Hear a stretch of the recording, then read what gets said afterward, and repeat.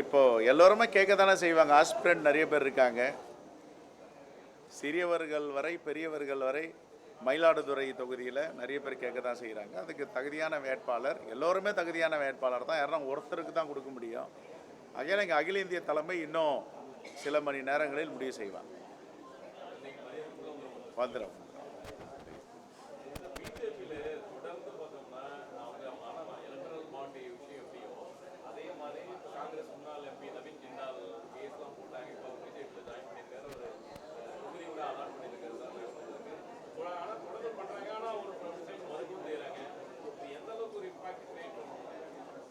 Please கொஞ்சம் அமைதியாக இருங்க. ப்ரெஸ் மீட் நடக்குது, சம்மந்தம் இல்லாத கொஞ்சம் வெளியில் இருங்க. ஃபோன்லாம் கொஞ்சம் கட் பண்ண சொல்லுங்கள் அவரை.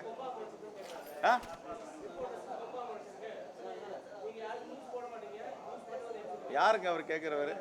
கொஞ்சம் வெளியே போக சொல்லுங்க. கொஞ்சம் வெளியே இருங்கங்க. பத்திரிகையாளர் சந்திப்பு அப்போ யாரும் தொந்தரவு பண்ண வேணா வெளியே இருங்க ப்ளீஸ். உட்காருமா. இல்லை இல்லை யாருங்க அவரு? கொஞ்சம் வெளியே போக சொல்லுங்க அவரை. சரி வெளியே போயிட்டார் விடுங்க.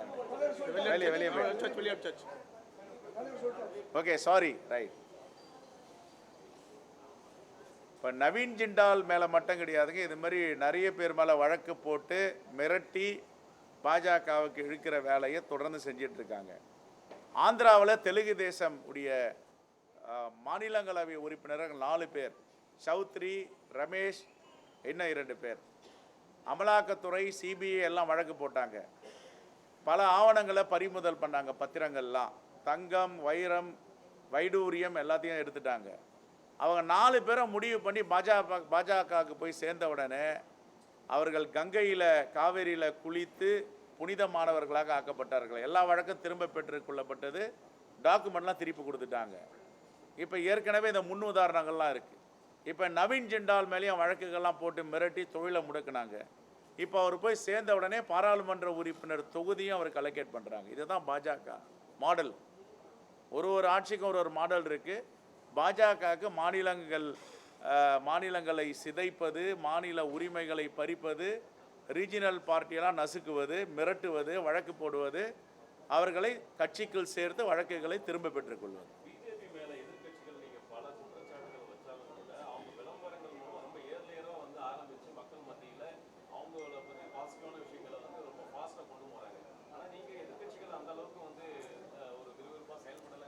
இல்லைங்க, எதிர்கட்சிகள் இந்தியா கூட்டணியில் வெறுப்பு அரசியல் கிடையாது. வெறுப்பு அரசியலே கிடையாது. அன்பு ஆள் தான் நாங்கள் அரசியல் பண்ணுறோம். அவங்கள மாதிரிலாம் எங்களால் பேச முடியாது. மக்களுக்கு ஒரு புரிதல் இருக்குது. மக்கள் ஏற்கனவே முடிவு பண்ணியிருக்காங்க யாருக்கு வாக்களிக்கணும்ன்ட்டு. இப்போ இது ஒரு அமைதி புரட்சி நடந்துட்டு இருக்கு இந்தியா முழுவதும். யாரை அகற்ற வேண்டும், யாரை ஆட்சியில் அமர்த்த வேண்டும்னு.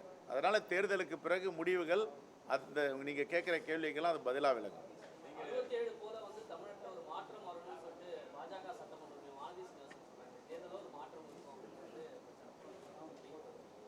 67க்கு பிறகு மாற்றம் வந்தது உண்மைதான். ஆனால் அது என்ன மாற்றமாக இருந்துச்சு? அது இன்றைக்கி நாங்கள் பெருந்தலைவர் காமராஜர் ஆட்சியை அமைப்போன்னு நாங்கள் சொல்கிறோம். அது மாதிரி அவங்க யாருடைய ஆட்சியை சொல்ல போகிறாங்க? மோடியோடைய ஆட்சி அமைப்போன்னுவாங்க. மோடியோடைய ஆட்சி என்ன ஆட்சி? அது மக்களிடம் எடுக்கிற ஆட்சி. பெருந்தலைவர் காமராஜருடைய தலைமையில் இருந்த ஆட்சி கொடுக்குற ஆட்சி. அவர் மக்களுக்கு கொடுத்தார், மக்களுக்கு செய்தார். இவர் மக்கள்கிட்ட எடுக்கிறார் மோடி. அது வரி பணமாகட்டும், அவருடைய உரிமைகள் ஆகட்டும், எல்லாத்தையும் பறிக்கிறவர் தான் மோடி. ஆனால் எங்களுடைய பெருந்தலைவர் ஆட்சி 67க்கு முன்பு கொடுத்தது. கல்வி கண் திறந்தார், அணைகளை கட்டினார், ஊழலற்ற ஆட்சியை செய்தார். எப்படி பாஜகவில் சொல்ல முடியுமா? அவங்களுடைய கட்டுப்பாட்டில் இருக்க சிஏஜி தான் சொல்கிறாங்க 2.5 கோடி ரூபாய்க்கு போட வேண்டிய சாலையை 250 கோடி ரூபாய்க்கு போட்டிருக்காங்கன்னு. என்ன இப்படி பல முடிவுகள் வந்திருக்கு, அறிக்கைகள் வந்திருக்கு. இதெல்லாம் பதில் சொல்லட்டும். அவங்க இன்னும் பேசிட்டு இருக்கேன்லங்க. இந்த பூலோகத்தில் உயிர்கள் இருக்க வரை பேசுவாங்க.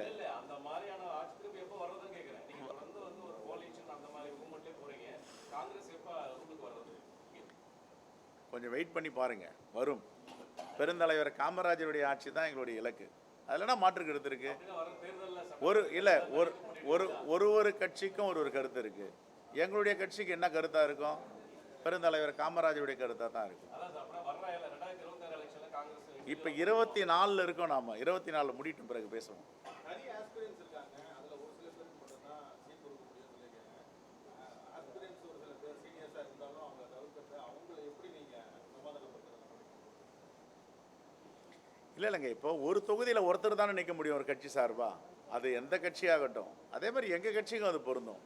50 பேர் ஒரு தொகுதியை கேட்குறாங்கன்னா ஒருத்தரை தேர்ந்தெடுக்கிறோம், மீதி உள்ளவர்களுக்கும் வாய்ப்பு கொடுப்போம்.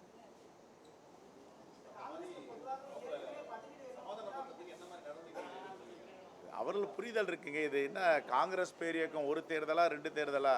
139 ஆண்டுகள் கடந்த கட்சி எத்தனையோ தேர்தலை பார்த்துருக்கு.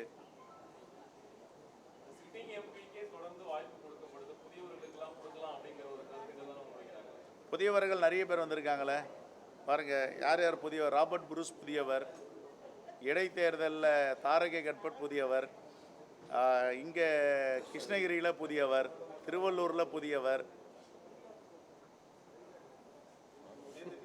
சோசியல் இன்ஜினியரிங், இந்த சோசியல் இன்ஜினியரிங் காங்கிரஸ் கட்சியில் எல்லா சாதிக்கும் எல்லா சமூகத்துக்கும் ஆன தொகுதிகளை ஒதுக்கியிருக்கிறோம். நீங்கள் அப்படியே பார்த்துட்டு வாங்க. கன்னியாகுமரி, திருநெல்வேலி, சிவகங்கா, கரூர், கிருஷ்ணகிரி, கடலூர், திருவள்ளூர் எல்லா சமூகத்துக்கும் பிரதிநிதித்துவம் காங்கிரஸ் கட்சியில் கொடுத்துருக்கோம். தமிழ்நாட்டில் உங்களுக்கு கொடுத்துருக்கக்கூடிய அந்த 9 தொகுதிகளில் எங்கேயாவது நீங்கள் டஃப்பாக பண்ணுற மாதிரி நீங்கள் 9 தொகுதியில் 39 தொகுதியில் தமிழ்நாட்டில் பாண்டிச்சேரி உட்பட எங்கேயுமே டஃப்பாக கிடையாது. மக்கள் 2 விஷயம் தாங்க. மோடி என்ன சொல்லி வாக்கு கேட்க போகிறார்? அவர் 10 ஆண்டுகளுக்கு முன்பு கொடுத்த வாக்குறுதியை ஒன்றை நிறைவேற்றி இருக்கிறோன்னு சொல்லுங்க பார்ப்போம். நாங்கள் விவாதத்துக்கு தயாராக இருக்கோம். ஆனால் தமிழ்நாடு அரசு எங்கள் தோழமை கட்சி ஆட்சி செஞ்சிட்டு இருக்கு. அவங்க கொடுத்த வாக்குறுதியை 90 விழுக்காடு நிறைவேற்றிருக்காங்க 2 ஆண்டுகளில். 10 ஆண்டுகளை ஏன் நிறைவேற்றலை? என்னென்ன வாக்குறுதி கொடுத்தாரு? ஒன்றுமே நிறைவேற்றலை.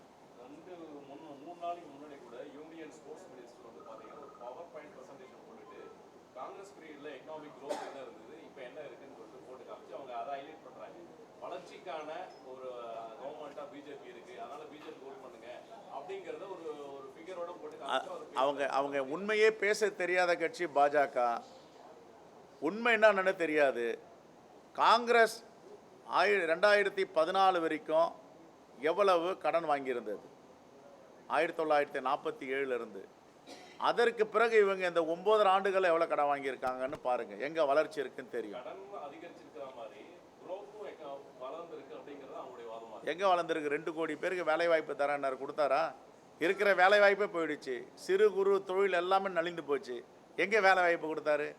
டிமானிசேஷனுக்கு அப்புறம் பண மதிப்பிழப்பில் வந்து கள்ளப்பணம், கருப்பு பணம், தீவிரவாத பணத்தெல்லாம் மீட்டெடுப்பினார். எங்கே மீட்டெடுத்தாரு? எல்லாமே டெபாசிட் ஆகிடுச்சு. நாங்கள் ஆட்சிக்கு வந்தால் சுவிஸ் வங்கியில் காங்கிரஸ் ஆட்சியில் கொள்ளையடிக்கப்பட்ட பணம்லாம் இருக்குது, நாங்கள் கொண்டு வந்து மக்களுக்கு 15 லட்சம் வாக்காளர் கொடுப்போனார். கொடுத்தாரா? மீட்டு எடுத்துகிட்டு வந்தாரா? இந்த கேள்வியெல்லாம் நீங்கள் அவர்கிட்ட கேளுங்க. பெட்ரோல் டீசல் விலையை பாதியாக குறைப்பேன், கச்சா வெள்ளை எண்ணெய் சர்வதேச சந்தையில் குறைஞ்சிருக்கும் போது காங்கிரஸ் எதிர்ச்சுன்னாரு. இப்போ குறைச்சாரா? குறைக்கல. எங்கள் ஆட்சியில் 450 ரூபா கேஸ் விலை இருந்துச்சு ஒரு சிலிண்டர். இப்போ என்ன விலை இருக்குது? தேர்தலுக்காக 100 ரூபா குறைச்சிருக்காரு.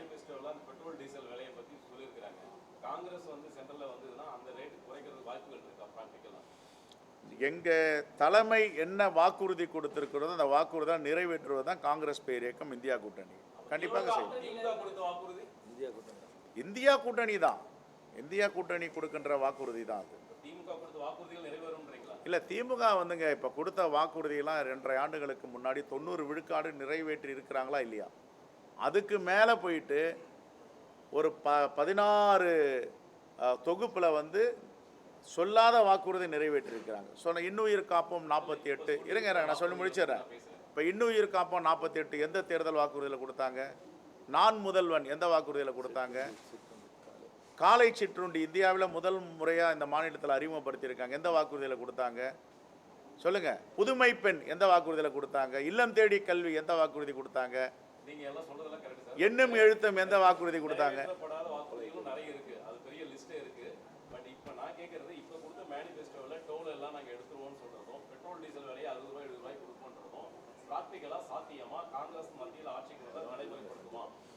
சாத்தியம் இல்லாதது ஒன்றும் கிடையாது. மக்களுக்காக செய்யணும்னா சாத்தியம்தான். நாங்கள் ஒரு அதானிக்கும் அம்பானிக்குமான கட்சிகள் எங்கள் கட்சி இல்லை, மக்களுக்கான கட்சி. Right, thank you. உங்களோட கூட்டணியில் இருக்கக்கூடிய மதிமுக, விசிகாவுக்கு இந்த தேர்தல் சின்னத்தை வந்து தேர்தல் ஆணையம் மத்திய அரசு அறிவிக்கல.